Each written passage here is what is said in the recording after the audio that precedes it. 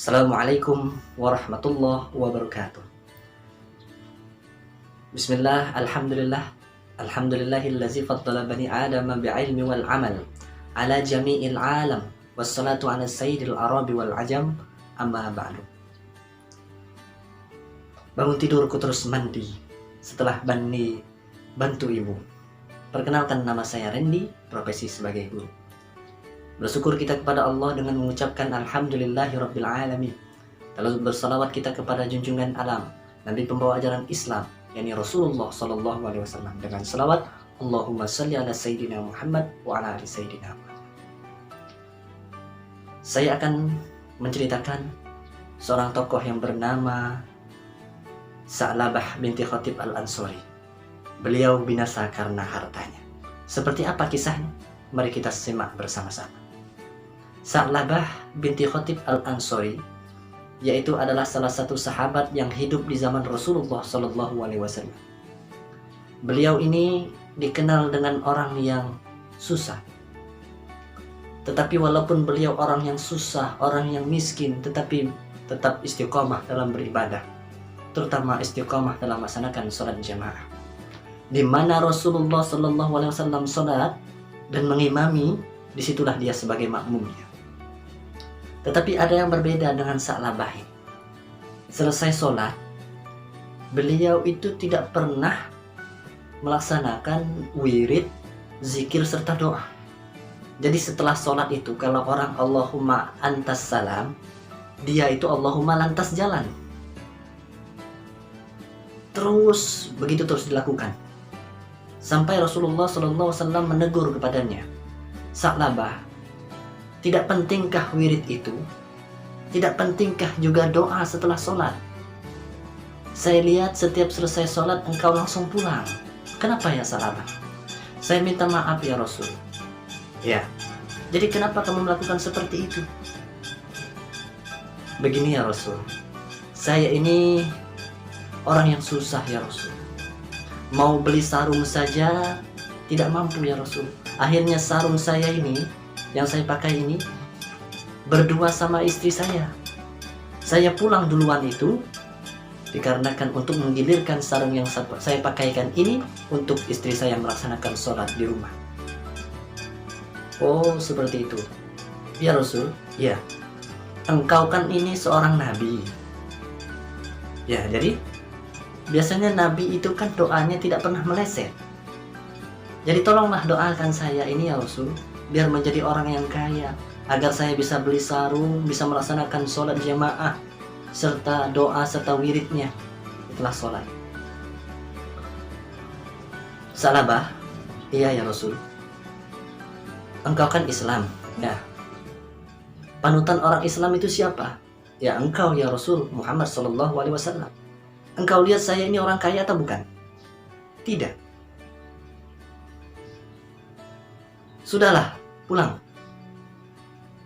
Baik ya Rasul. Akhirnya Sa'labah pun pulang. Besoknya, bagaimana Sa'labah? Sudahlah Rasul, tolonglah doakan saya. Kalau saya jadi orang kaya, saya akan melaksanakan sholat serta wirid setelahnya dan doa ya Rasul. Sa'labah, lebih baik sedikit engkau syukuri daripada banyak tidak engkau syukuri. Sudah pulang. Sa'labah pun pulang ke rumah. Besoknya tekadnya sudah sangat kuat. Ya Rasul, ya sudah saya pikir ya Rasul. Sudah pikir apa? Saya itu kalau kaya ya Rasul, saya akan bisa beli sarung dan bisa fokus melaksanakan sholat. Tolonglah doakan saya ya Rasul. Jadi akhirnya karena diminta Sa'labah terus didoakan, akhirnya Rasulullah SAW mengangkat tangannya lalu berdoa kepada Allah Subhanahu wa Ta'ala, ya Allah, berikanlah Sa'labah rezeki. Akhirnya oleh baginda Rasul, Sa'labah dikasih seekor kambing betina. Akhirnya kambing itu berkembang biak dari 1 menjadi 3, 3 menjadi 5, 5 menjadi 7, dan seterusnya. Sa'labah akhirnya menjadi orang yang kaya. Ketika menjadi kaya, awal-awalnya Sa'labah memang taat melaksanakan ibadah. Dia melaksanakan ibadah lalu wirid dan doa. Jadi setelah berkembangnya waktu, kambingnya semakin banyak, akhirnya Sa'labah menjadi orang yang sibuk. Tadinya dia bisa melaksanakan sholat, dia menunggu sebelum datangnya azan, sekarang sudah qomat baru datang. Terus lagi waktu berjalan, dia semakin menjadi orang yang sibuk, akhirnya tidak bisa sempat lagi untuk melaksanakan sholat jamaah di masjid hari-harinya, hanya bisa sempat melaksanakan sholat Jumat. Itu pun khotib sudah naik mimbar, Sa'labah baru datang. Sampai saat untuk membayar zakat, Sa'labah pun na'udzubillah tidak mau berzakat lagi. Dia percaya bahwa harta yang dia miliki itu adalah harta yang dia usahakan dengan sendirinya. Na'udzubillah min zalik. Sa'labah binti Khatib al-Ansori, dia binasa karena hartanya.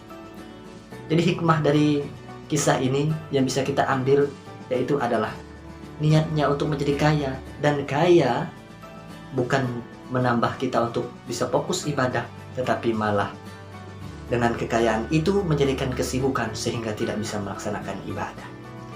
Jadi tidak bisa kita berjanji,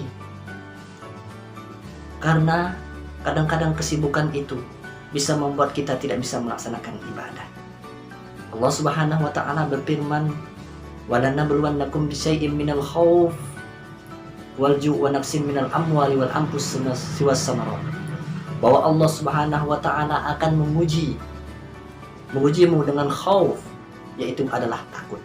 Takut miskin. Dari kaya takut miskin. Memiliki jabatan yang tinggi takut turun dari jabatannya. Begitulah. Seperti kisah Sa'labah ini. Dia tidak mau berzakat, melaksanakan perintah Allah karena dia takut dia miskin.